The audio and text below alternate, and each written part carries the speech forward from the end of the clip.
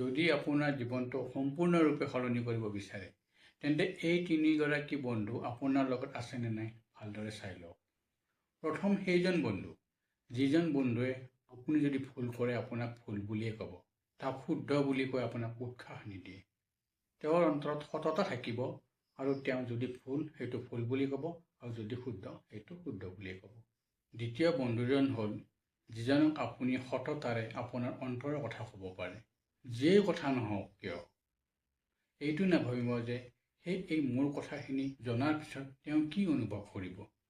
আৰু তৃতীয়গৰাকী বন্ধু হ'ল যাক আপুনি মাজনিশাও ফোন কৰিব পাৰে আৰু ফোন কৰি ক'লে যে বন্ধু মোৰ অলপ অসুবিধা হৈছে, তুমি আহা।